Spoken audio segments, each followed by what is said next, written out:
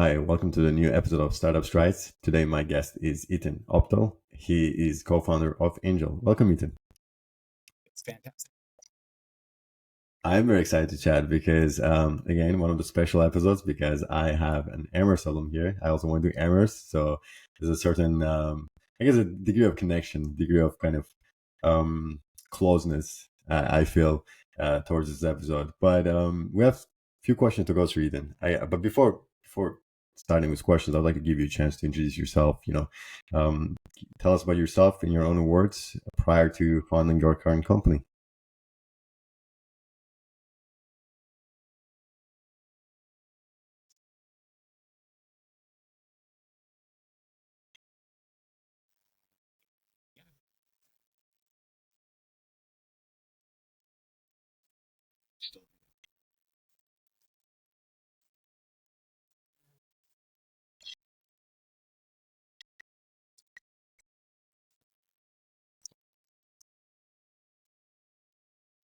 From that part of it, but what a thrill it was being a consultant. So yeah, 2 years out of school, working on a startup. Thrilled to be here. Perfect.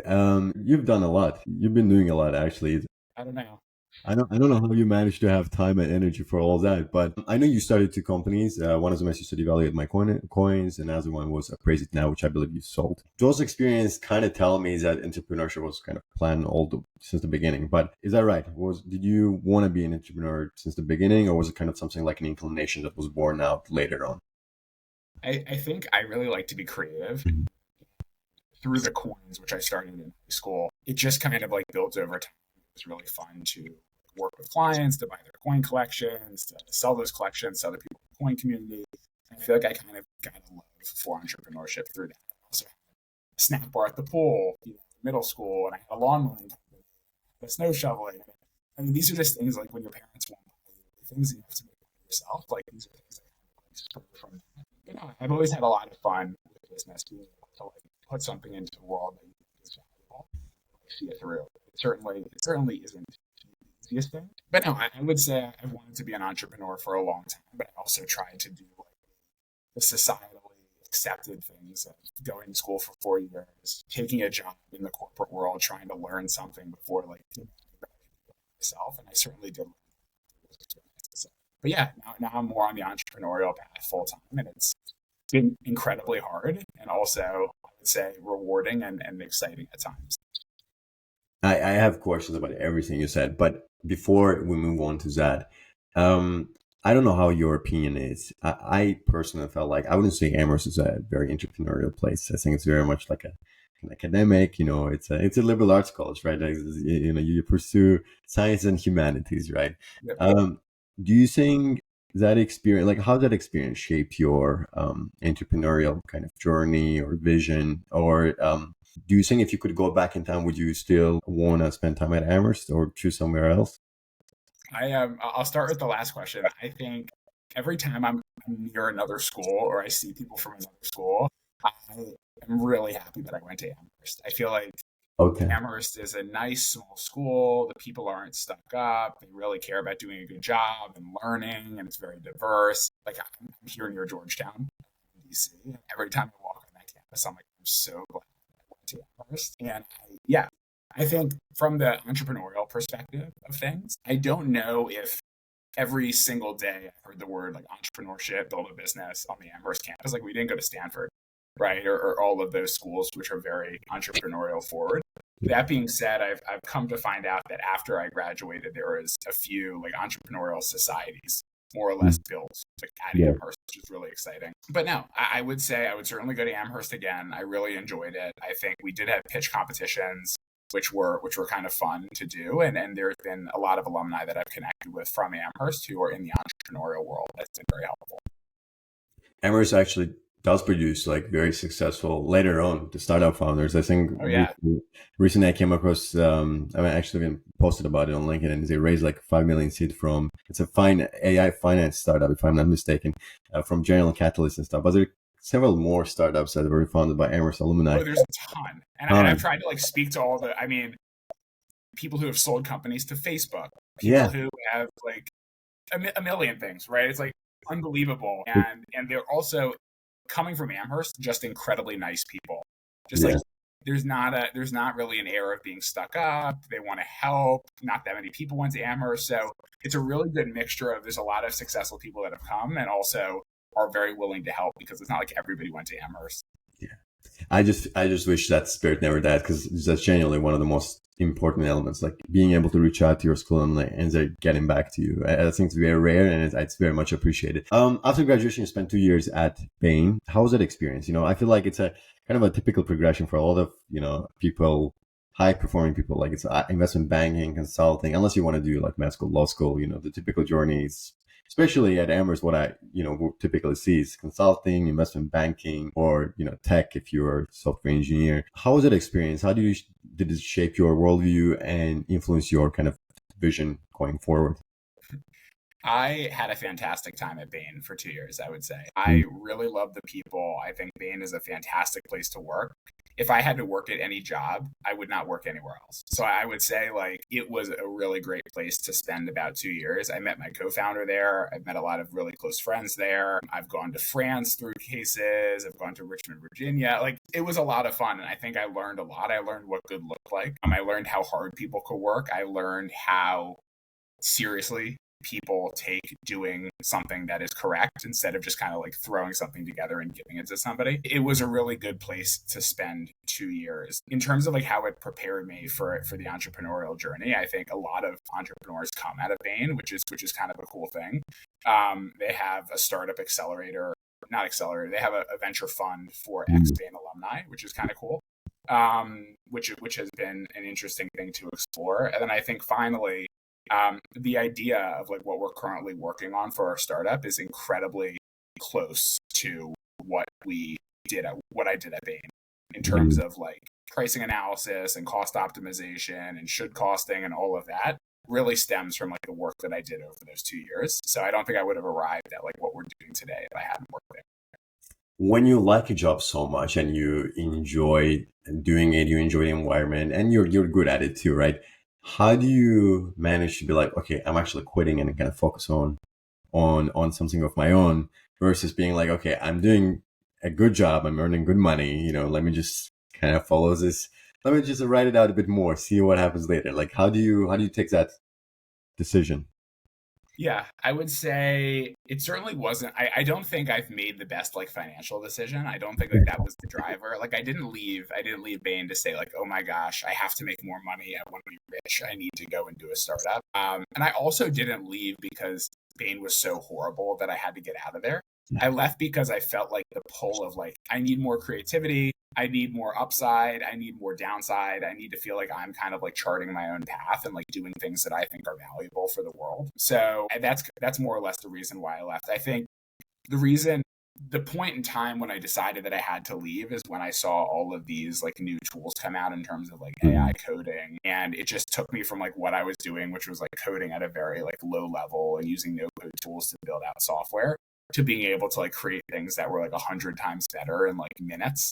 And I was Mm. like, okay, this is a seismic shift that's going to allow people like me who are not trained in computer science, but are really eager to learn, to actually build things that are meaningful.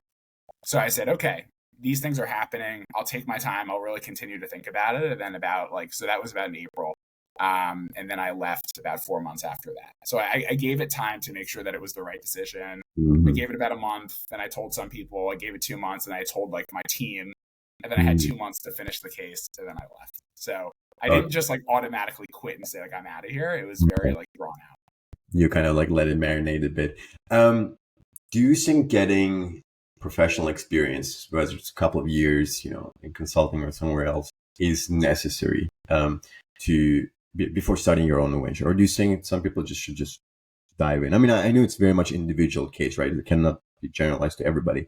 But in your opinion, in your thoughts, do you think you need to get a couple of years of work experience? I don't know if I have a strong opinion on that. I think I started the appraisal company without having worked in the professional world, and the coin company without having worked in the professional world. I do think there is a little bit of credibility of actually like doing that and doing a fine job and then moving into moving into the world of entrepreneurship with insights that you've derived from that work. And then I think also like working on a team, learning to be like the bottom person on the totem pole in a corporate structure, I think is humbling in a good way. It's like, I don't know everything. I can't come out of college and build $1 billion startup. I see that there are people that are so much smarter than I am. And then also there's like the tactical skills of it, right? Like at Bain, like I came in, didn't know Excel, didn't know this, didn't know that. And now I like am proficient in it. And, with Excel comes an understanding of how data structures work and how data analysis works and how things fit together. And I don't think I'd be as proficient as like what I'm doing now had I not had that experience and done it through the lens of Bain. Got it. So while you were building, I mean, I was following your LinkedIn for some time now, and I think when you initially started, if I'm not mistaken, you were building several products at the same time, which was very very interesting to see. And then you decided to focus on Angel. What was the thinking behind that approach, and what made you double down on Angel specifically?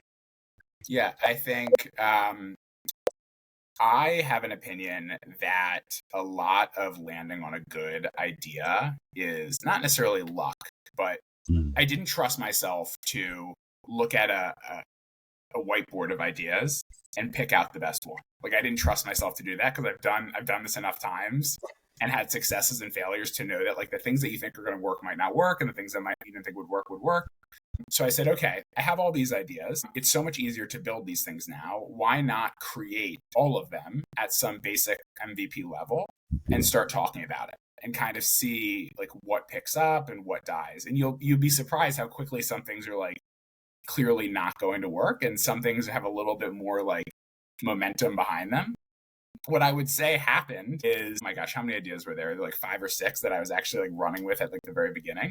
And very quickly that turned into like 2 or 3. And the one that I decided on actually when I left Bain was this one that was it was consulting-esque. It was helping companies find and win government contracts, called GovAngel. And that was fine. It made money. It was profitable. But I think through the lens of that business, we came upon the insight of what we're currently doing. Okay. And then that got a lot more momentum where people were like, oh, that actually makes a ton of sense. Like that is what you should be doing. Like we would use that. So that all goes to say is I had 6 ideas. I decided that one of them was the best. And even the one that was the best wasn't the best. Right. And then that turned into something else. So I feel like a lot of my opinion on arriving at a company idea that is worth pursuing is trying things and talking to people. And only then can you really understand like what's going to be the thing that makes the most sense to work on. Very interesting. So it's sort of like a scientific experimentation. You just kept experimenting until one of the experiments ended up kind of like working I out. would have preferred the first one worked, but I just don't think that's reality, I guess. That's really interesting. And it's not about really the tech or the idea you're coming up with. It's more about like finding out actually the pain point that needs to be solved. And for that, you need to just constantly talk to people. It's very interesting. Angel, what is it? What are you guys building? What are you guys trying to solve with it? Awesome. Yeah. So after the hard period of time of like trying to do all these companies and pivoting and this and that, we decided, okay, stop. Let's just talk to people, right? We can't build a solution and search for a problem. We need to actually have conversations with people, give them our thoughts, and then understand what are pain points, and then figure out what solution could address them. So from that point of like, oh gosh, we don't know what we're doing, we have to be very humble. We were like, let's just reach out to people. So I reached out to a lot of Amherst alumni, a lot of business owners, a lot of CFOs, and just started talking and asking for advice and asking for guidance about like what they're experiencing. I'll say what we're working on. Essentially, what we came to find out is that a lot of business owners and CFOs don't know that there's about 10 to 20% of like fat or overspend in their business. But they don't know where it is. And because they don't know where it is, they can't really go after it and fix it.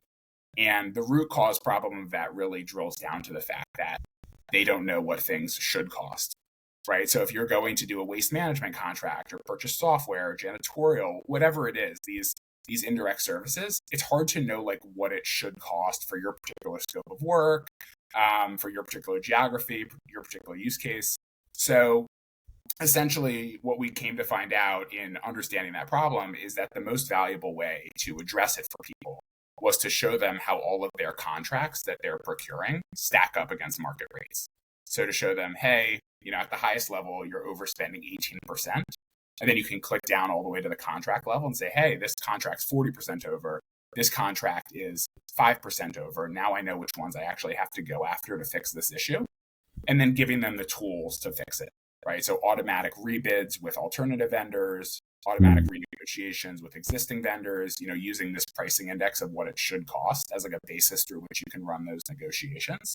All of which to say you're trying to fix their current overspend, right? So to take them from the current 20%, 10%, whatever it is, down to like market rate, and then use that technology to follow on and make sure they don't make the mistake again.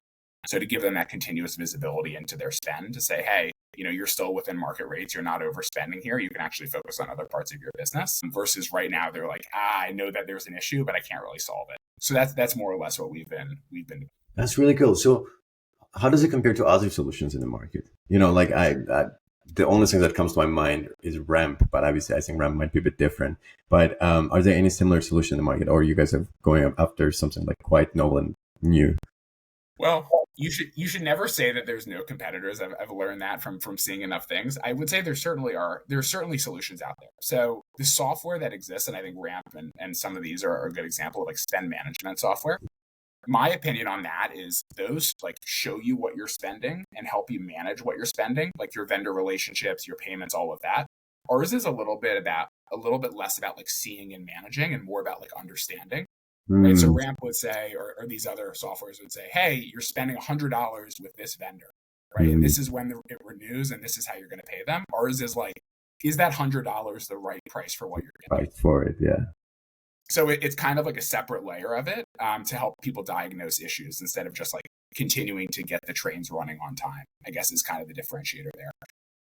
The only other two things that I would compare it to are one, the work that we did as consultants. We would go into a Fortune 500 company and build these should cost models of like how much do these things cost and how much should they cost, and therefore like how much room for savings are there. That being said, huge companies that can afford that, it's like $1 million a month. We would only go after their biggest cost buckets, right? Because it is so expensive and we need to have impact. And there was no implementation, right? So it's a lot about like, here's the issue. Okay, now you can go solve it, right? So it's not like all the way there, in my opinion. And then the final thing is in the software market today, there's companies like Vendor, which essentially benchmark software pricing. So you can say, hey, my company is trying to get 150 licenses for LinkedIn Premium. How much are other people spending for that subscription so that we can see how much we can be paying and use that as a point to negotiate so we don't get overcharged. Ours is focused on the indirect spend side of things. So not software included, but I think also like supplies, waste management, janitorial, HVAC, like these other things that nobody's focusing on because they're smaller costs on their own, but actually relatively large in aggregate across the business. That makes a lot of sense. I mean, consulting is obviously, yes, but it's not a scalable solution. And as you said, it cannot be applied to all businesses, right? And in a way, the way I understand it's sort of like an intelligence platform too, right? It tells you, kind of gives you market intelligence too. One thing I'm curious about though, there's so many different things that could be bought and, spend money on. Like, how do you keep track of all that? How do you manage to find market information about all of them? No, it's very, very hard. And I think so right now where we are in the business is we have pilots going and we have a lot of the infrastructure built. What continues to build over time is this intelligence piece, this data, and the fact that there are thousands of indirect services that businesses procure. Right? They can be like segmented into categories, right? But still there are thousands of unique things, particularly on the software side of things. So what we've essentially developed at this point is the ability to develop like should cost models for a lot of these services. That is at a very basic level to more or less assess how spend stacks up against what it should be. But I would say that it needs to get better. So it's like you can catch something that's way out of line because you have a general feel for like, this should cost X dollars per square foot in this location, and it costs Y dollars per square foot, and therefore, like, this is going to be an issue. That being said, over time, we want to get to the point where we have so much data that it gives us like a pretty big moat, and also have these like proprietary formulas that can figure out pricing for all of these different things, which would be very hard to replicate. Mm-hmm. So like right now, AI is stampeding all of these tools that are built on top of it. But I think the thing that I've seen be able to persist through those periods of time where the AI advances is like the underlying logic the formulas, the prompting, etc. Like Perplexity sits on top of these LLMs with like unique prompts, and they've been able to survive. I think those kind of things are more or less what we're going for. I'm sorry if I didn't fully answer the question. I No, got no, lost no. in my own words. No, no, that does answer my question. It's very interesting, though. It's super interesting. This is the one thing I want to go back to. You said you were experimenting with several ideas, and then you eventually decided to focus on this. But how did you decide, like, how much time to allocate to each before, like, seeing an attraction, and or before discarding and being like, okay, let's focus on the other thing? Like, how do you approach that? I mean, most of it, I'm guessing, is intuition, right? But like, how do you approach that? I would say it's a mixture of intuition and like how much fun you're having with something. Mm. I think in order for something to be worth pursuing, it both has to have traction and you have to be enjoying it, right? Like, for example, this government business that we were working on, right? Like recently, it was getting more and more traction and I was enjoying it less and less, right? Because the more traction meant that there was more human labor that had to go into it. And that was kind of horrible. You want to have traction mixed with something that you're actually enjoying doing. And I feel like you can kind of sense, even at that earliest stage of all those ideas, which things were going to have traction and which things weren't. Right. And some of those were like, okay, I built the infrastructure. I don't feel the pull from the market for this thing. I'm not going to pursue it anymore. Mm-hmm. Versus like okay, I'm having fun with these things. I'm feeling a little bit of pull. Maybe I can continue to push on it. And then if I feel like that kind of lets up, then I can stop. Right. So I had this business called Alumni Sites, which was like helping high schoolers book college students and to like talk about school specific I had insights. that idea too, this year. It's weirdly enough. It's crazy. Right. Okay. And well, you can have it. I was like, we got hundreds of people on the platform creating profiles, like able to like book their time. And I don't know, it just felt like it wasn't quite enough that I was like, this is going to work. It might have worked and it might still work in another capacity, but it just felt like it wasn't quite right. And I feel like sometimes you just have to trust yourself, and be willing to be wrong, right? Somebody is probably going to create a platform like that is going to be successful, but it just wasn't going to be me. But now I'm in a place where we're having fun and it's picking up, and somebody saying yes is not an incredible amount of additional human labor, and that's a good feeling. And so, Have you guys put a certain like a tentative timeline in place in terms of like the roadmap for the product and for the future of the startup? yeah. So we landed on this rendition of the idea probably about 3 weeks ago, 2 or 3 weeks ago. So we were having all these conversations. The conversations were going okay, and we were shifting the idea. And then we landed on this and continued to have those conversations, and people like really started to get it. And we were like, okay, like we've hit the point. So the first stage of that is to pilot with companies and really prove out that we can deliver these savings, right? Show them where they're overspending and then actually deliver the savings. So we have actually a couple of pilots going on right now. We have like a relatively like, what would this be? 8 figures? Yeah, a mid 8 figure restaurant group, a mid 8 figure real estate company. And then we are also, I think, going to start a pilot with like a Fortune 500 company, which is exciting. Oh, That's like more than $10 billion of market cap. So wow. we'll see how that goes. And then actually had some inbound from some private equity companies, sorry, venture capital companies that want to use it across their portfolio, right? To like reduce the cost basis, and they get a multiple on EBITDA. So that's like extra valuable for them if they can like make profitability higher. So we're kind of in this stage right now, like, okay, we really need to figure out how to serve these people and really get our product as good as it can be for them, and prove to them that they can save money from it and feel good about what they're spending, so that the venture capital people we can then map to others as a case study, and the real estate the same, and the restaurants the same, and then the Fortune 500 the same. So I think right now where we're in the stage of is proving out that we can do what we say we can do, and then from there hopefully raising a little bit of money, and like trying to go to market at a fast with better formulas, more data, all of that. I'm assuming you have to be incredible at sales because how do you, and I'm curious about it, how do you call a business and you're like, okay, we have this solution, we want to run a pilot with you as, and like let them agree. No. This I'm not good at sales, and this is my biggest piece of advice in the whole podcast. Warm introductions. Warm introductions. Go to somebody who is willing to take your call, right? Whether that be Amherst or Bain or something. Go to somebody who has something in touch with you and ask for advice. That is my biggest thing. ask for advice, have a real legitimate conversation with them, hear their thoughts, implement their thoughts, and then have them feel so good about what you've done that they want to introduce you to somebody else. And then, and this isn't like something that's meant to be like, oh, you have to like use strategy on people and like try to get them to do things for you. It's more like if you're a 24-year-old kid and you're ripping 1,000 cold emails, nobody's going to respond. Yeah. But if you write an actual personalized message to somebody who actually has a reason to help you and ask them for advice, then you will get help, right? So that is how all of this happened. What I will say is the VC pilots were inbound, which is weird.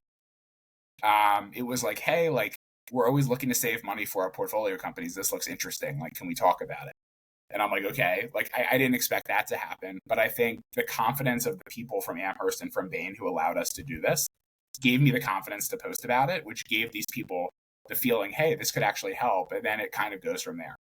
But sales is horrible. And I'll say one other thing, Javed. We were so down bad for sales in an earlier rendition of this, or like just to talk to people, that we pretended to be waste management workers. We went to dozens of properties in DC, probably close to 100, and asked them if we could bid on their waste management contracts, just to prove to them that we could get them a better deal by like doing a competitive sourcing strategy. And it was brutal.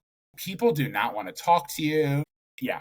So that's when I got down so bad that I was like, I just have to talk to people in a very authentic way and see what happens, because selling is the worst part of business, but it's also like business is sales. So this is actually very, very interesting and solid take. It's very refreshing perspective too, warm interest, right? Like I feel like people always this sort of romanticization happening of like pick up the phone, call somebody, get the business, closed. But it's like it's not that easy, and it takes a toll on you for sure.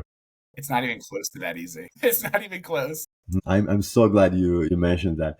And speaking of the things you were posting on LinkedIn, that's how I've been following too. What I like about it is your approach to building in public. You're quite transparent about things, how you're building, how you're approaching it. Why did you decide to focus on that kind of approach, and what kind of advantages and disadvantages you've seen so far?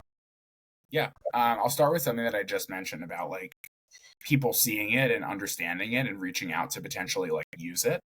I think there's a lot. The earlier I've been, when I was earlier in my entrepreneurial journey, and I know I'm still very early in it, you think I have an idea, and if I tell the world about it, somebody's going to steal it, and I need an NDA.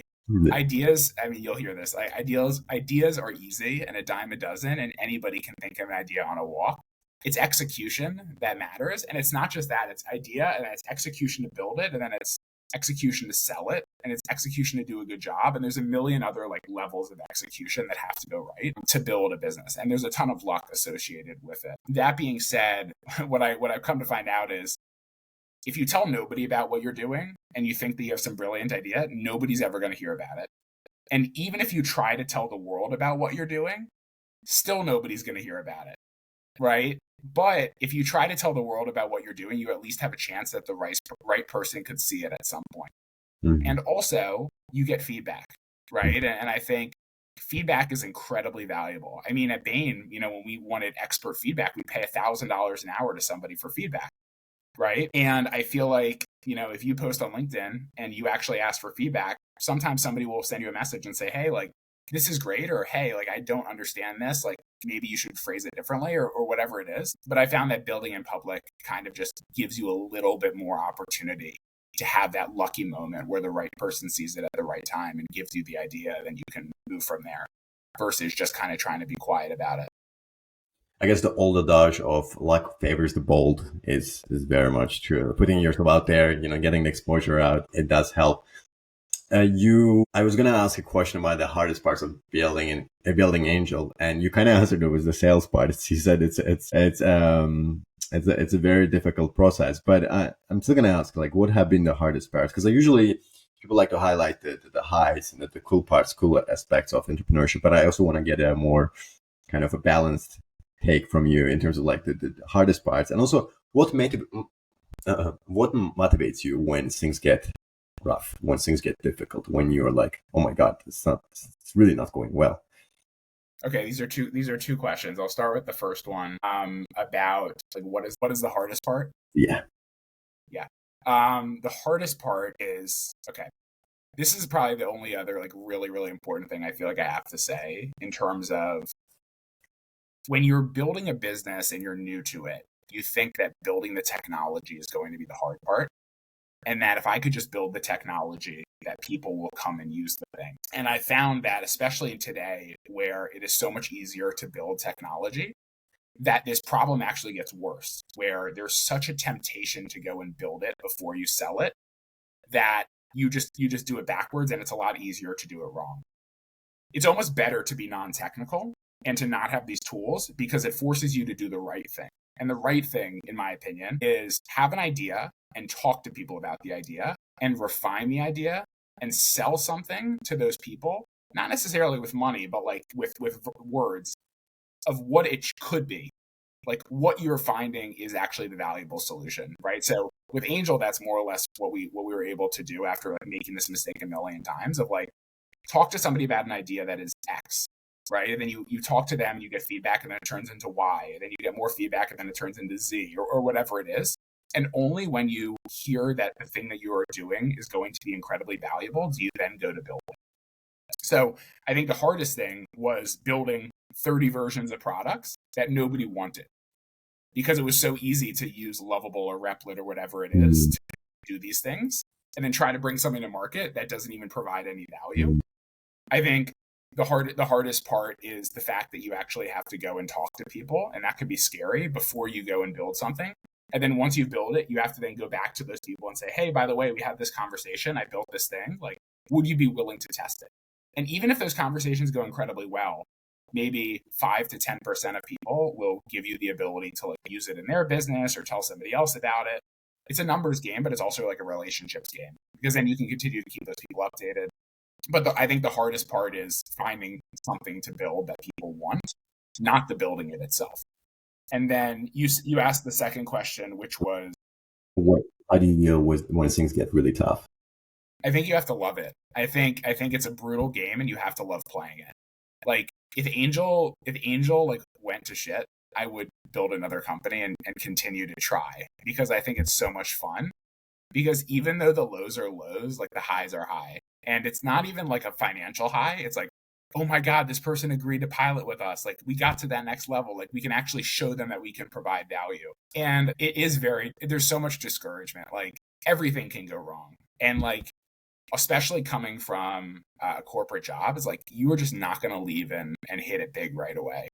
That might happen to some people, but there's also 300 million people in the United States. And you have to understand that like the 10 people that you see hitting it big are like a percentage of a percentage of a percentage. And that's challenging. But I think you just have to love playing the game and be willing to like wake up every day and try to put your best foot forward and hope that within the course of a couple of years, that day that you set out to like do what you've been doing for the past 2 years is going to be the day that like something clicks.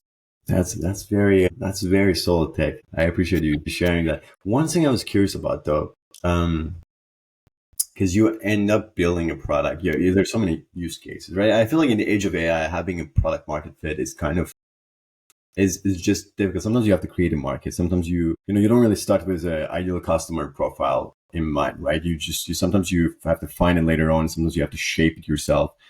And the product you guys are building can be applicable to so many different businesses, and so many different businesses can also have their own kind of requirements, their asks, their needs, their wants. How do you balance it so you don't end up just like building a kind of customizable solution for every person you meet, and you build something that can be generalized across so many different industries and businesses? Yeah, this is actually a really perfect question because I think it's one of the things that we're struggling with the most right now. Every day is a struggle, but I think this is the main struggle right now of like we know what we want to build. We know that it can provide value to almost every type of business because people are just ignoring these very specific costs because they're hard to keep an eye after. And we're starting to do pilots. I think the right way to do this, the right way, would be to pick an industry and to pick a set of services within that industry that they procure and to get really, really good at benchmarking them for those companies and helping them cut costs. So I think that's what we were trying to do. We set up these very specific pilots with these very specific industries that had high facilities costs that we knew we'd be able to go into via these pilots and prove out that we could do those savings and then map that across other companies and then add services that we cover and then continue to work within those industries for people who already trust us. But then I had a conversation with the CFO of a Fortune 500 company, and he says, "Oh, like, I think we could use this. Like, I'm going to connect you with XYZ. And also I'm on the board of these smaller companies and I also think they could use it. So I'm going to connect you with them too." And then we had the VC reach out about like, "Hey, we have 80 portfolio companies, right? Like maybe this could be something that would be useful to us. Like, let's talk about it." And then very quickly the scope of what we were trying to do got blown up because we're still so early that it's like, we don't want to be saying no to somebody, but at the same time, you don't want to say yes and not be able to deliver what they're expecting. So I think what we're struggling with right now is like, how do we go into all of those interactions honestly, but also still provide value? And maybe there's an essence of telling somebody that you want to help them, but it's not at the right stage that you're able to help them. So you want to like find a way to help them at the specific stage and get their buy-in that you can help them when the time's right. It's a tough challenge because getting a Fortune 500 company who wants to potentially use this is like, I want to drop everything and just do that. But maybe the right answer is also to just focus on these first two pilots that are a little bit smaller scale and get those right. Or maybe the answer is that the VC thing is actually the best use case and we should just do that. I think the way that we're currently thinking about it, and like I always look for feedback so you can give your feedback on it, is the real value that we want to provide is actually allowing people to save money. Right. So that is not so much like how much are you overpaying, but more the technology around like rebidding or renegotiating the contract. And that is built and that is actually industry agnostic. Right. So going back to your current vendor, getting their information, drafting an email that takes into account the scope and also like the market rate is like something that we can do and can be done across industries. The same thing with finding alternative vendors and sending the scope to them and asking for bids. That can be done. So I think the way that we're thinking about it is actually, okay, all these people want it. Let's try to find a way to give them access to this industry agnostic piece that we've built while also trying to go step by step on the source of truth layer, which is the pricing. I think it's going to be incredibly hard, though, to do this the right way. It's going to be very hard to make the right decision because there are certainly decisions to make. And building a customizable solution for any company is not the route that we're looking to take. The route that we're looking to take is how can we build formulas that are so good and variable that they can take any scope of work and price it accurately in a way that like can actually serve as a source of truth. So that's the stage that we're in, exactly the question that you're asking. You mentioned venture companies that message you on LinkedIn, and I was curious about the fundraising aspect of things. How do you think about fundraising? Like, are you planning to start soon? And also, I guess, actually, I have a follow-up question. Let me ask this first. What's your take on fundraising right now, and how do you plan to go about it? I have bootstrapped all of the companies that I've started up until this point. And I think when you bootstrap something, you only have to answer to yourself. You have a lot of control and it's a lot less stressful. You think about like the 6 companies that I started, like when I was thinking about leaving school, and I don't, work. And I don't think about any of them having any chance of having raised fundraising.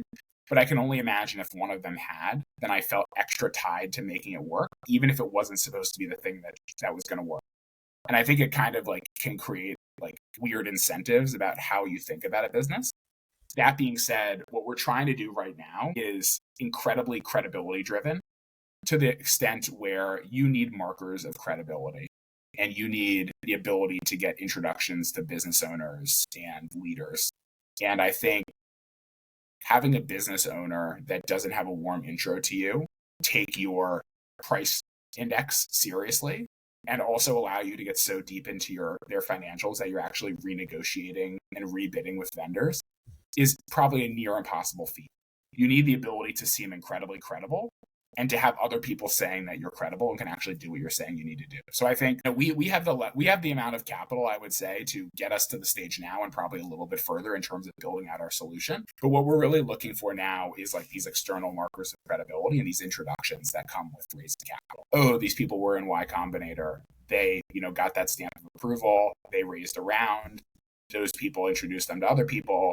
did a great job. They can do it for us. I think the other thing about raising capital is, a pricing index, the way that I think about it, if it's going to be a source of truth, it's going to be more or less a winners take all game. In coins, which is the world that I come from, there is a price guide and it is the source of truth. And like that is the basis through which everybody prices coins, more or less, even though there's other data out there. And I see this more or less a similar way. If you can be first to getting all of this data in and getting that flywheel going, then you can be the one that is that source of truth and can start a transparent priced marketplace for B2B services and can do all of these follow-on things that are really exciting. And I think we want the capital to be able to get there quicker before somebody else does, to buy data, to actually just like move the ball forward. That's really cool. So what you're saying is, you bootstrapped a lot, but you're saying if you have a clear conviction in your idea, you should try to raise early, especially in this day and age when moving fast means success. Yeah, like you think about like a company like Cluely. I don't know if you know Cluely. Yeah. An interesting case, just an interesting case of business in general, I would say. But I think for them, they were kind of a funny viral thing. Sure, valuable products. I've never used it, but I'm sure. They raised money from Andreessen Horowitz, $15 million. And all of a sudden, they have credibility behind them. They're not just this like weird tool started by these two guys who got fired, got sued by Amazon or whatever it is. They're a credible thing that I can actually put into my meetings and use for meeting notes or whatever it is. I don't think all businesses need venture at all. I've heard anything from you should never raise venture as a Ponzi scheme to you should always be raising money. And I think it has to do with the type of business. And I think the business that we're doing right now requires it for a couple of reasons that we just talked about. When you look for a VC investor right now, when you're trying to raise funding, I think VC investors, it's more than just a capital deployment, right? Like there's some VCs that actually might make your company in terms of like the introductions, in terms of the market understanding, in terms of et cetera. What's your kind of approach to finding that right VC fit?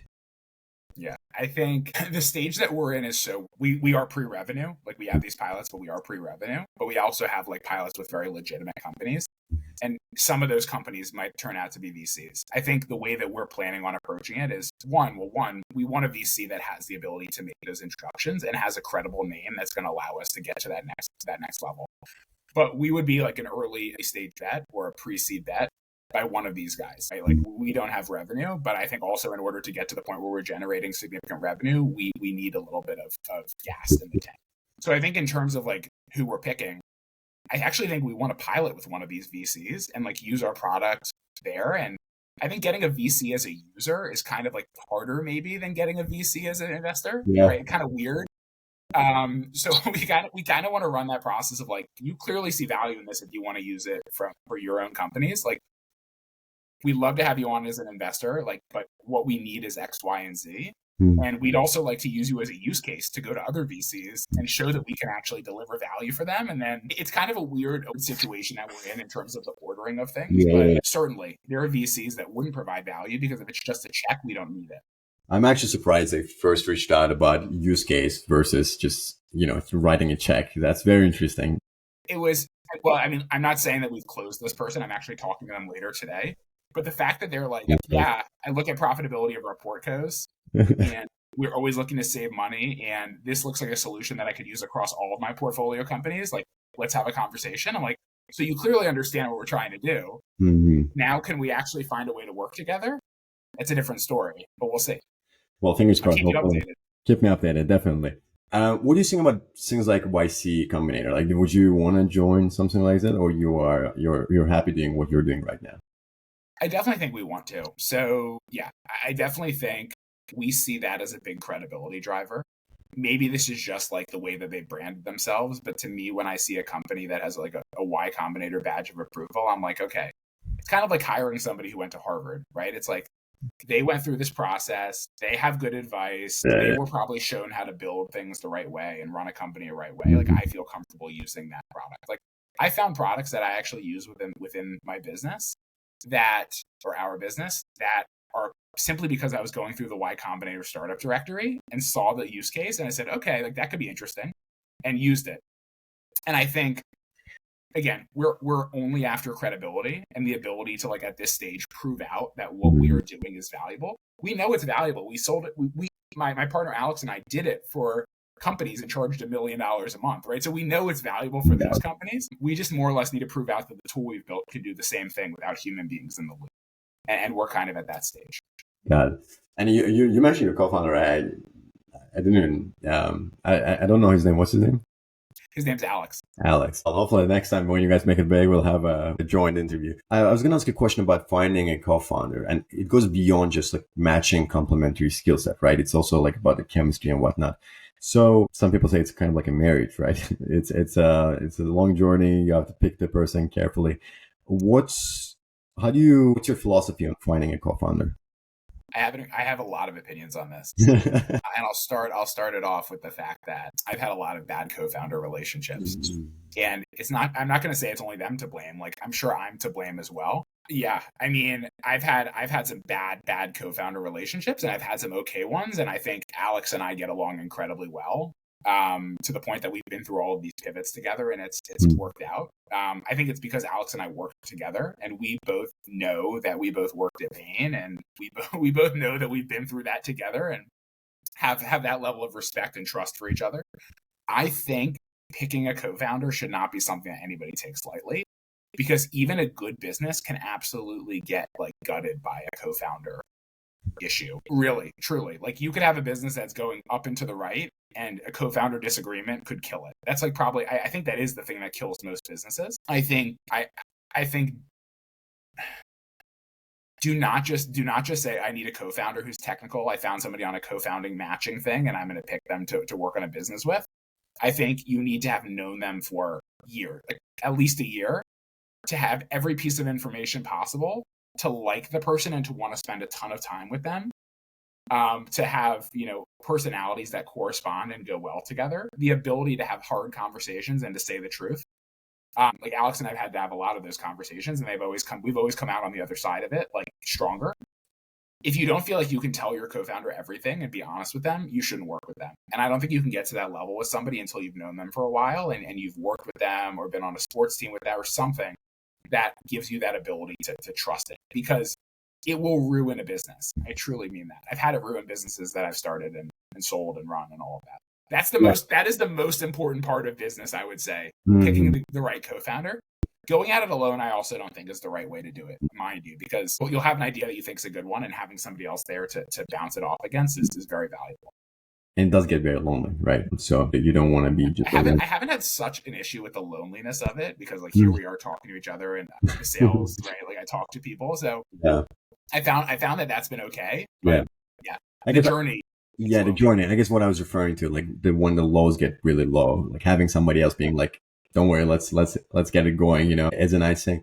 To bring it back to more kind of our level, I guess, to maybe somebody from Amherst watching, maybe some students are watching. I feel like things are changing really fast, especially for junior roles. So for people just starting out, whether they're college career, whether they're, just students or Amherst. I'm saying Amherst because we both went to Amherst, and how they should kind of shape their education or early career choices in this AI driven era. I think you should go into everything indexing on learning. I would say, like, don't index on money. Don't index on. I would say don't index on anything except for learning. I know people who entered into careers or went to colleges to enter into careers to try to make money, and they're miserable. Money is not going to be the thing that's going to make you feel like you're growing and doing well. Maybe externally, but not internally. I think if you index on learning, it broadens your horizon significantly. I think going to a liberal arts college like Amherst is a great way to expand your scope of like what you're looking at. And then I think going into a career where you feel like you're interested in it and you're passionate about it, but also like you can learn something. And maybe that is investment banking for some people. Some people love that stuff. And I'm sure working 100 hours a week, you learn a lot, right? So index on learning in that way. But I would say, like, if you're interested in research, like, go to the research place that you can research the most or whatever it is. And I think in the AI era, to bring it to that, it's like, I believe that people who are going to have the most advantages are going to be the ones who are able to be the most flexible and not get stuck in one thing. Because I think that the half-life of businesses, or however you would say that, is going to be cut significantly. You see things that are hot that get all this revenue that lose it almost right away. because the next thing happens. And I think the game that people are going to be playing is less of a like, I built Facebook and Facebook's going to be around for 20 years and everybody's going to use it. And it's going to be more of a like, this is what I built for these 3 years. And maybe I have to build the next thing 3 years later and then the next thing 3 years later. And I think being open-minded and willing to learn and excited about learning are probably the ways that you can navigate that fast. That's actually a very good perspective. And is that also kind of the thing I think about when I see these insane ARRs and wondering like how much of it is going to be sticky, how much is going to be like replicated the next year and the next year, you know? This is very fresh and, you know, refreshing perspective. I guess I'm going to ask my final question. It's been a lovely, very honest. Here we go. What's the last one? The last one, and hopefully it's a decent one, and it's more kind of a philosophical reflection question. It's been a very wonderful conversation in this sense. Seriously, thank you so much. It was very honest. It was very insightful. I guess as a final question I would want to ask is, you've been a founder for some time now, and it is a very hot thing. Everybody wants to become an entrepreneur. Everybody wants to start a startup. You know, you go on LinkedIn, everybody's starting their stealth fund, their stealth something. What are some misconceptions, or I guess misunderstand, like things that people misunderstand about this founder and entrepreneurial journey, especially at the early stages? I think we've touched on a couple of the pieces that I'd say. It's unfortunate that it is so popular right now, because I feel like back when I was at the snack bar at my pool when I was like 12 years old, having to give a cut of my profits to the pool to like have my snack bar in this little room and rent the refrigerator and like all of this stuff. That was real, right? Like that was like I had a need to make something and to make money, and I had a reason to do it. And entrepreneurship wasn't such a thing back then. And then the lawn mowing thing the same, and then the coin thing the same. Now we're in a stage of the world where entrepreneurship is the thing to do, and it's so easy to build, but it doesn't mean that there's more problems to be solved, I guess, is kind of what I would say, right? It's like businesses must exist to solve a problem, whether it's people being hungry at the pool, or people having lawns that need to be mowed, or people having coins that they need to sell that they don't want. Like, those are problems. And I think right now it's a lot of AI social media, or the 20th video editing thing to make movies, because being a founder is the thing to do. And I think I've fallen victim to this a ton, right? I think like my guidance is talk to people, find a problem, build something that's kind of crappy, bring it to them, and then build something that's slightly less crappy, and then bring it to them. And because you're just, unless you get very lucky, not going to be the person who starts Cluely or Series or all of these companies that are just, that's luck. Simply. These people are very smart. You have to be smart and you have to be lucky to have that happen. But you shouldn't expect it to. You should expect to have to do the work and to build a business, and it's going to take years. And you're not going to get rich probably, but that's why you have to be bought into it, right? It's been a very lovely, wonderful conversation. Thank you so much for this. Yeah, it was awesome to be here and great to speak with you. Sweet. Take care, man. Good luck with everything. Thank you.